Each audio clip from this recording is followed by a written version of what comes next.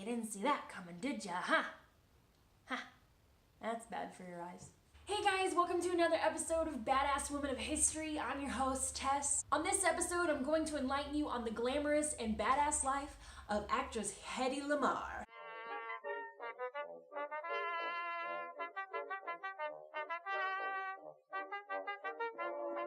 Hedy was an Austrian-American actress during MGM's golden age.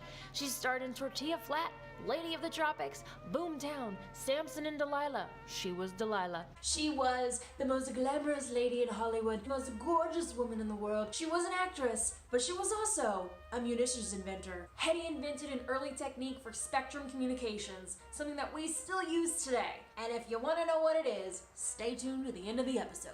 She was born in 1913 in Vienna, Austria. Hedy was discovered as a teenager by an Austrian filmmaker. She gained notice in her 1933 film Ecstasy. She married a munitions manufacturer who sold arms to the Nazis. After her unhappy marriage ended, she fled to America. She signed a contract with MGM and became a box office sensation nearly overnight after her first American film, Algiers. During World War II, there was no privacy during early communication because all frequencies were open. This made communication especially difficult during the war because enemies were able to decode and jam the radio signal.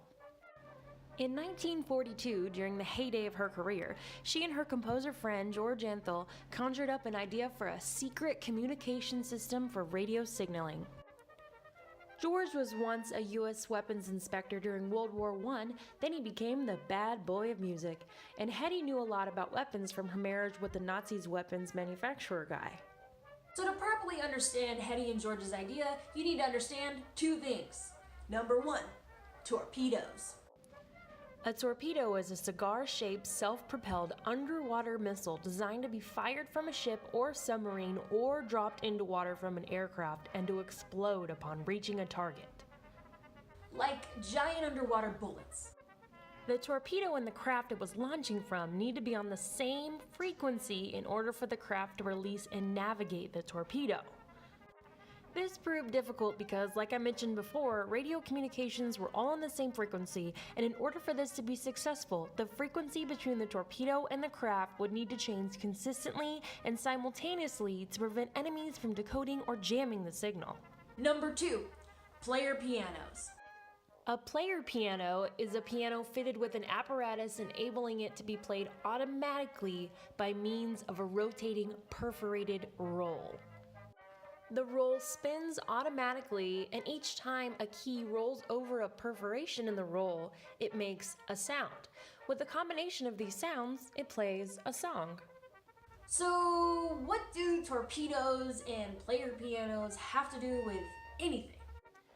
Let's say an aircraft is dropping the torpedo into the water to hit the target. Now imagine the radios in the observation plane above controlling the torpedoes below the water. The torpedo is controlled by the identical change in frequencies, or piano rolls. Essentially, the torpedo and the craft play the same player-piano song at the same time. The frequency hops from frequency to frequency based on the encoding in the player-piano roll. This is called frequency hopping. Very important. So the enemy can't jam the signal, and BAM! This was the first ever means of secure radio communication. It's kind of a big deal.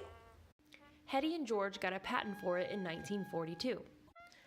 A patent is a government authority or license conferring a right or title for a set period, especially the sole right to exclude others from making, using, or selling an invention. It was first brought on to U.S. Navy ships in 1962 during the Cuban Missile Crisis. Let's see, that's 20 years after she invented it. Her patent had expired, so she never made money off of her idea. By the 1980s, the technology was declassified and became what we know today as you ready for it? The cell phone. You didn't see that coming, did you? What's the moral of the story, you ask? Well, while I was doing research on the badass Hedy Lamarr, several sources boasted that she had both beauty and brains. Guys, I'm gonna say this right here, right now. It's no longer okay to say that a person has both beauty and brains because they go hand in hand. Thanks for stopping by on this episode of Badass Women in History. If you like what you saw, please like this video and subscribe to this channel. I promise you will be enlightened and entertained weekly. Now get out of here and go make some history of your own.